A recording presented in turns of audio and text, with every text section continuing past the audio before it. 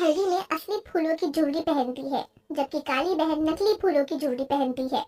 नाच गाने शुरू हो जाते हैं और कुछ देर बाद दोनों की मेहंदी भी लग जाती है, जहां उसके माता पिता अपनी बेटी को बुलाकर साथ में नाच गाना करते हैं।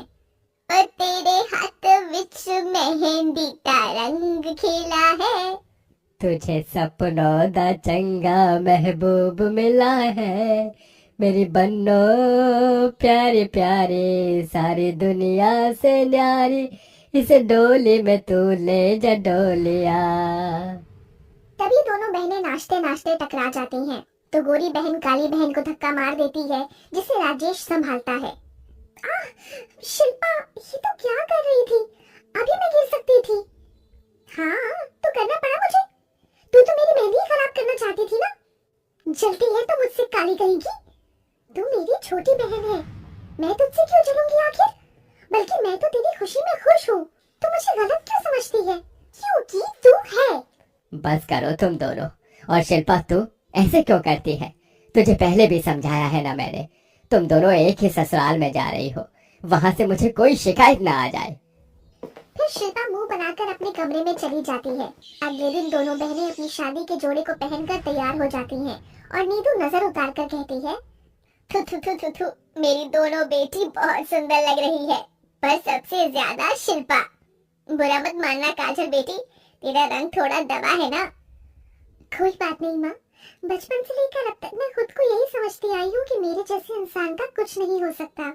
ज्यादा खूबसूरत बनकर क्या करूँगी? मेरी बहन है ना शिल्पा, वो तो मैं हूँ ही। चलो लड़के वाले आ गए हैं, अब मंडप में ले चलती हूँ। नीतू अपनी दोनों बेटियों को शादी के मंडप में ले जाती है, जहाँ दोनों की उनके दूल्हे राजा के साथ विधि विधान के साथ शादी हो जाती है। चलो शादी संपन्न हुई। मेरी शिल्पा बहू बहुत सुंदर लग रही है, एकदम चांद का टुकड़ा। क्यों न लगूं माँ जी, मैं हूँ ही इतनी सुंदर। गोरी चिट्टी, ओह विदाई का समय हो रहा है, आंसू गिरा लेती हूँ, फेस ज्यादा ग्लो करेगा। पापा, मुझे आप सबकी बहुत याद आएगी। तभी चलते चलते सास का पैर उसके लहंगे पर आ जाता है, तो शिल्पा धक्का देती है, जिससे काजल उसे संभालती है।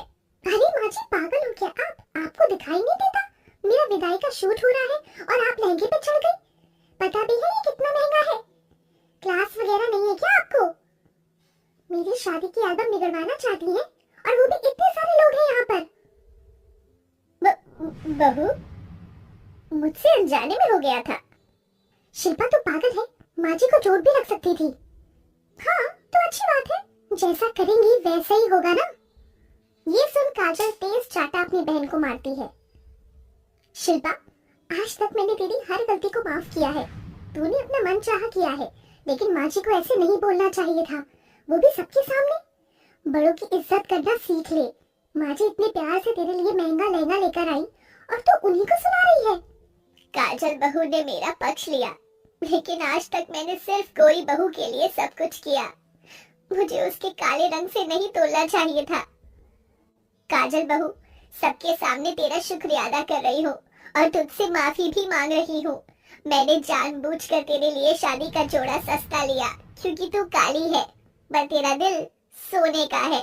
मुझे तुझे तेरी बहन से नहीं तोलना चाहिए था। माँ जी, अब जो हो गया सो हो गया, उसे भूल जाइए। शिल्पा, माफी मांग। मुझे माफ कर दीजिए माँ जी, मुझे अपनी गलती का एहसास हो गया है। और तो वीडियो वाले फिर इसे क्यों शूट कर रहा है? पागल है क्या? अच्छा कर ले, अब मेरे असली आंसू आ रहे हैं, बहुत दुख हो रहा है। चल ठीक है, माफ कर दिया तुझे। क्या हुआ शिल्पा, तुमने अभी माफी मांग ली? वरना मुझे अपनी माँ की बेइज्जती बिल्कुल अच्छी नहीं लगी थी। सॉरी रोहन जी, दोबारा ऐसा नहीं होगा। शिल्पा को अपनी गलती का एहसास होता है, फिर दोनों की विदाई एक ही ससुराल में खुशी खुशी हो जाती है।